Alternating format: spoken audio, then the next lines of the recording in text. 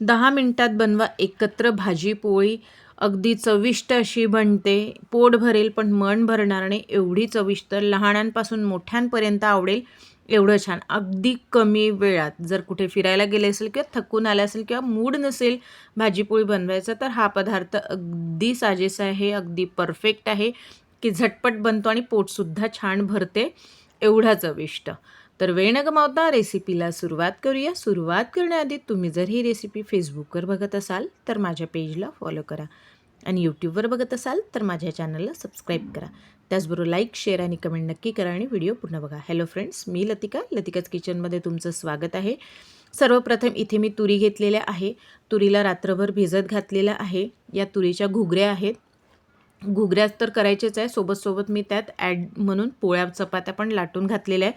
त्या कशा घातल्या ते मी समोर तुम्हाला व्हिडिओ सांगतेच आहे.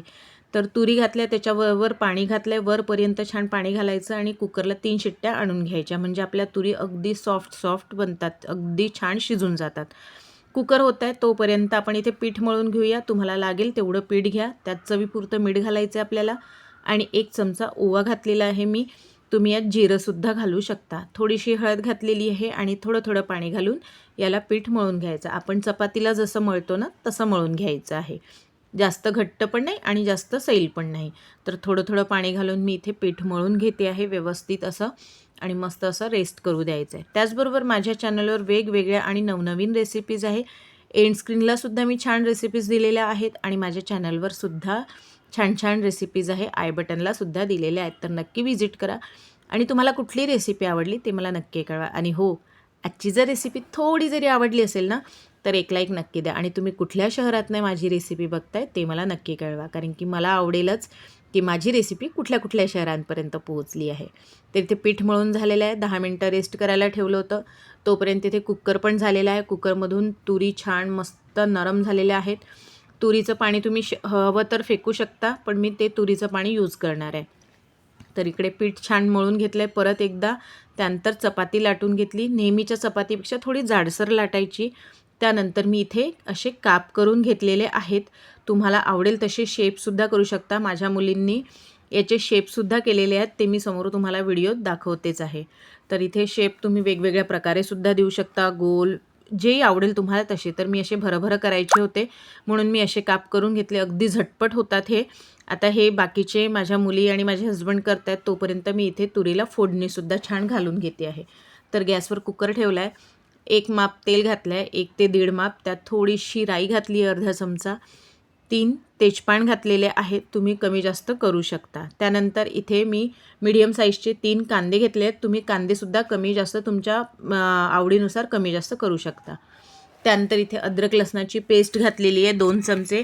कांदे आणि अद्रक लसणाची पेस्ट मस्त होऊ द्यायची, म्हणजे त्याचा कच्चा फ्लेवर निघाला पाहिजे तोवर होऊ द्यायचं. त्यानंतर यात टोमॅटो घालायचे. मीडियम साईजचे 2 टोमॅटोसुद्धा घातलेले आहेत. टोमॅटो घातलं की थोडंसं मीठ घालायचं. तर हे लक्षात ठेवायचं की चपातीच्या आपण जे पीठ मळलं आहे त्यात आपण मीठ घातलेलं आहे. तर इथे आपल्याला फक्त भाजीपुरतं म्हणजे रश्श्यापुरतंच घालायचं आहे, तुरीच्या भाजीपुरतंच घालायचं आहे. तर मीठ घालून घेतलेलं आहे. थोडीशी हळद घालून घेते म्हणजे टमाटर छान लवकर सॉफ्ट होतात. तर इथे मीठ घातल्यानंतर एकदा फिरून घेतलं आहे. त्यानंतर मी इथे हळद घालते आहे. तर मस्त घालून घ्यायचं, तळाला लागू द्यायचं नाही. तर इथे थोडीशी हळद घालून देते. बाकीचे मसाले मी नंतर घालते आहे.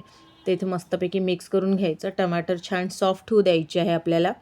आणि त्यानंतर जे आपण दुसऱ्या कुकरमध्ये तुरी शिजवलेल्या आहे त्या घालायच्या. जर तुम्हाला अजून लवकर करायच्या असेल तर अशी फोडणी घालायची. भिजवलेल्या तुरी आहे त्या टाकायच्या, पाणी घालायचं आणि शिजायला मांडलं तरी चालते. 3 शिट्ट्यांमध्ये तुरीची भाजी बनणार. त्यानंतर तुम्ही त्या लाटलेल्या चपात्या घातल्या तरीही चालेल. तर इथे त्याच्यानंतर मी छान टमाटर सॉफ्ट झालेले आहेत. तिखट घातलेलं आहे, गरम मसाला घातलेला आहे आणि थोडासा हिंगसुद्धा घातलेला होता. तर खूप मस्त झालेलं आहे. अगदी लगेच 2-3 सेकंद परतून घ्यायचं, म्हणजे तिखट आणि गरम मसाल्यात थोडासा जो फ्लेवर असतो तो खूप छान येतो. आता इथे तुरी ज्या आपण शिजवल्या आहेत त्या पूर्ण घालून घेतलेल्या आहेत मी व्यवस्थित अशा. आता तुरी घालून घ्यायचं आहे आणि तुम्हाला याला पाणी घालायचं आहे. पाणी थोडं जास्त घालायचं, कारण की ज्या आपण लाटलेल्या चपात्या कापलेल्या त्यासुद्धा घालायच्या आहेत. म्हणून आपल्याला इथे पाणी जरा जास्तच घालायचं आहे. नंतर कमी जायला नको, कारण की त्या चपात्या पण या पाण्यात, या रश्श्यात शिजणार आहे म्हणून. तर इथे मी साधारणतः 3 ग्लास पाणी घातलेलं आहे.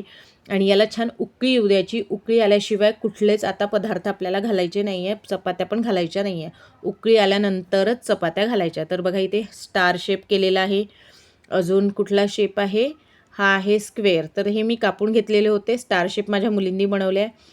गोलवर हार्ट काढलेला आहे, हार्ट शेप पण बनवलेला आहे. असे वेगवेगळे शेप बनवून हे सगळे मी याच्यात रश्श्यात सोडलेत. तर हे असे मस्त लगेच 2 मिनटात या चपात्या वरती यायला लागते.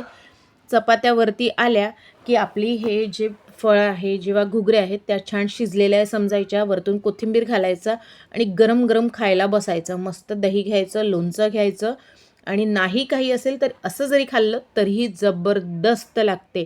खरंच हा ऑप्शन इतका मस्त आहे, झटपट बनतो, पोट भरते पण मन भरत नाही. तर यावेळी नक्की करा आणि मला नक्की कळवा की तुम्हाला कशी वाटली ही रेसिपी. तर भेटूया पुढच्या रेसिपीत. तोपर्यंत बाय.